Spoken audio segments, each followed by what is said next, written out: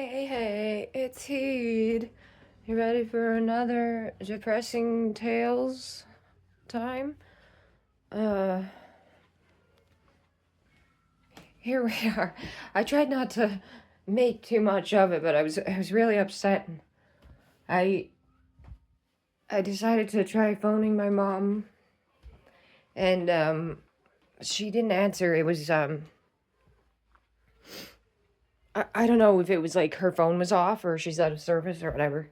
But it was the thing where like it didn't ring. It wasn't like a normal attempt to phone call someone. Like it wasn't like a busy signal. So I just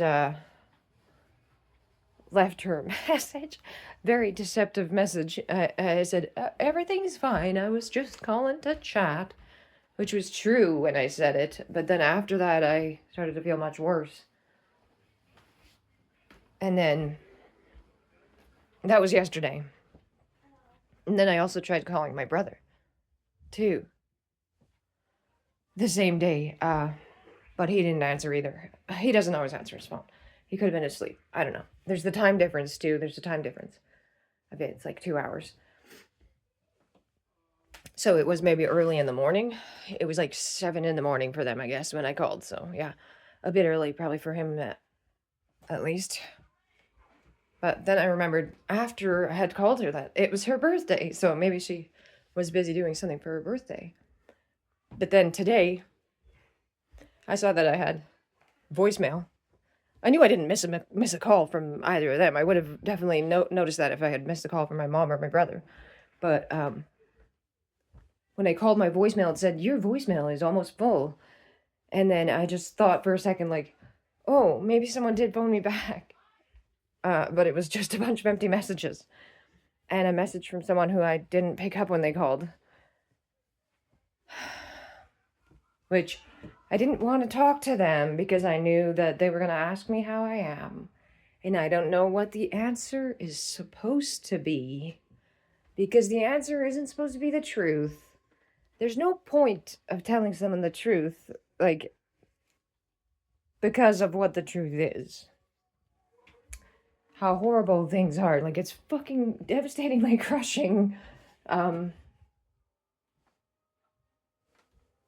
This person who called is very old. Like, they're old, so I want to, like, their health isn't the best. I don't want to stress them out. The person has been a confidant of mine before. But I know, like, I kind of am realizing now that, like, maybe that's not appropriate because of their health. Like, I don't want to stress them out with my problems. I always do seem to be having all these problems where I'm so upset.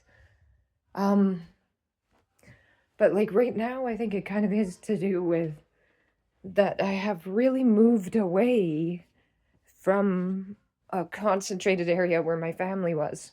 So like I had all these people who I felt good in the relationships, like that they cared about me. There's people who I believe care about me still in Manitoba, like. And since I've come here, I've been here. I'm on the East Coast now in Nova Scotia. I've been here for quite a while, and I just really have not made very many friends. And now it feels like the kind of family from away is falling apart too. And I just really didn't have very much support here. Like I remember when I first got pregnant with my first kid and how I had been so afraid about not having support around me. Like I was really afraid. But then I did decide to have the baby, obviously. And now my feeling of the support that is around me is even less. Because I seem to have damaged that relationship with my mother-in-law now. She doesn't want to have anything to do with me really anymore. Well, she said that we could have an employer-employee relationship, which I don't know how that seemed on her side, but to me it seemed absolutely devastating. She was someone, she got me here. She literally got me here. She paid for the bus ticket to get me here. So like to get me out of homelessness. Um and also her son, obviously, because we were together. So and I've worked for her for many years, and I've talked with her for hours and hours, probably much more than she wanted to. And our relationship did take a dip, definitely, once I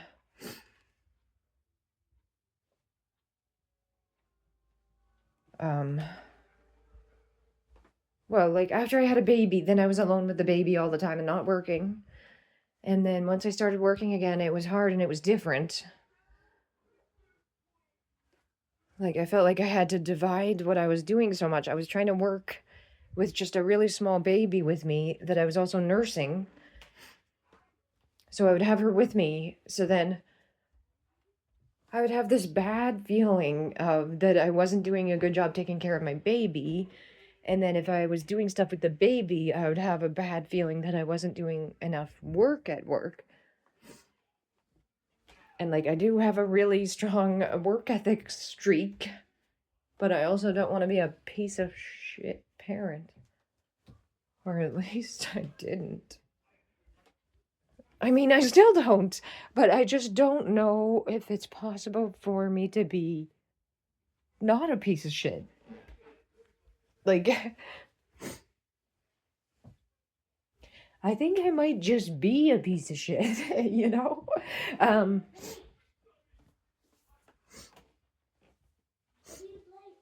It was so weird how, like, so many different times in therapy, I've had a therapist telling me, like, you know, you're really worrying about it a lot, like, about your parenting.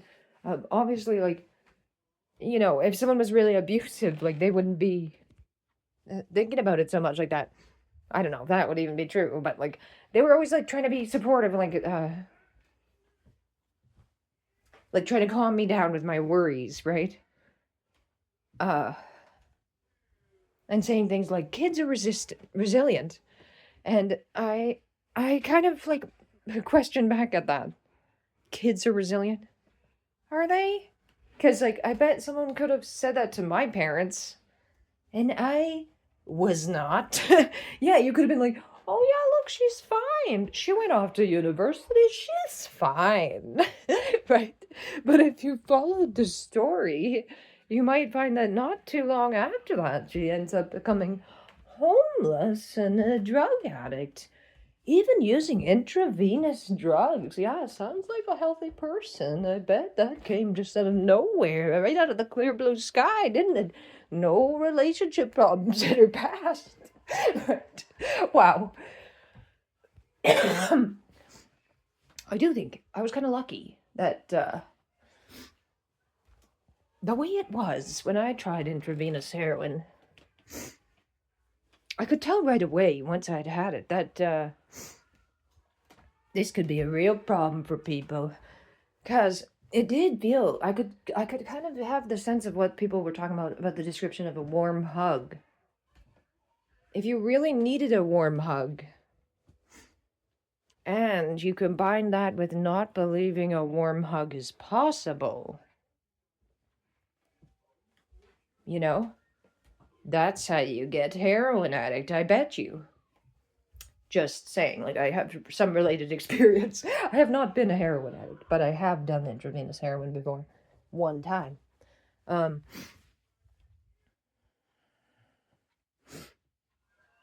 at that point, I still believed that people cared about me. I thought, like, even though I was homeless and far away from my family, I did think that people in my family still cared about me. Like, I had some idea of far off people caring about me still, for sure. I have a really big family. Like, and I include extended family, like my cousins especially. Like, my cousins, they remember me. They love me. That's what I still think.